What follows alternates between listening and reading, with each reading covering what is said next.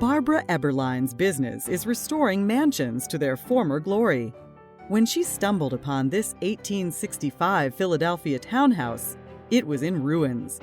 But the bones were good, so Barbara bought the building, moved in, and created a lab to test her restoration techniques. Today, it is her house of mirrors.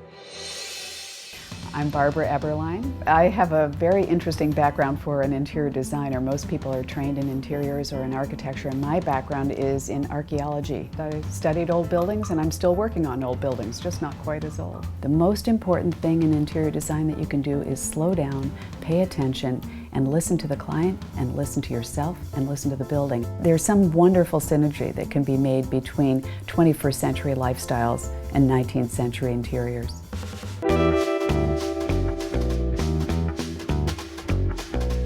The week before I was to get married, my soon-to-be husband discovered this house that was scaring everyone else away because it was in such deplorable condition.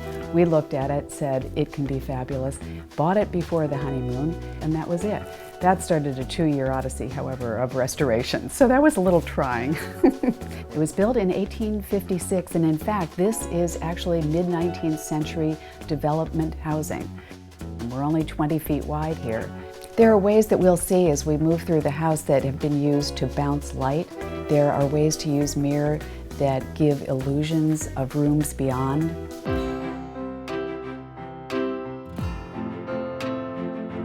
The idea behind mirror uses, especially when you do it wall to wall frequently, is to imply that there's another room beyond the room that you're looking at, to draw you into the mirror and make you think that the space goes on forever and ever. This is a house, obviously, of many mirrors. And again, it makes you feel like the room is expanded and enriched and that you're part of it. You're seeing yourself in it, you see other people moving through it, and the space is lively. It's always lively. And that's one of the most important things about using mirrors in a room. You have to love the mirror, you have to put it in the right place, and you have to be absolutely sure that whatever it reflects, you want to see that twice.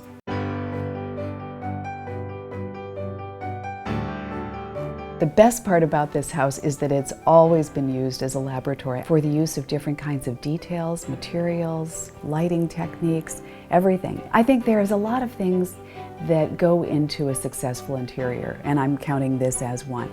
Visual interest, engagement with materials and objects, careful modulation of color, lack of boredom, and serenity when you want it. So you've followed me into my laboratory. The dining room is one of the spaces where I've tested most of my crazier ideas. People have walked into this mirror a couple of times, especially after a few cocktails, but that's just part of parties. So the story of this wall is what you do with enormous spaces. And my solution was just to take the photographs that I'd taken of myself and my children over the course of 22 years, diligently, every 6 months with the same photographer, and hang them chronologically. And it's so engaging for them, for their friends, to just see the evolution of your family as you're talking about the evolution of the house, too.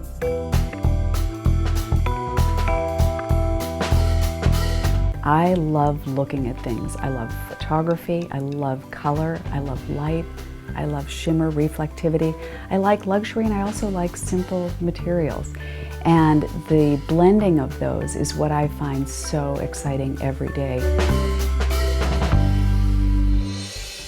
Up next, a limestone mansion, complete with 100-year-old hand-painted murals.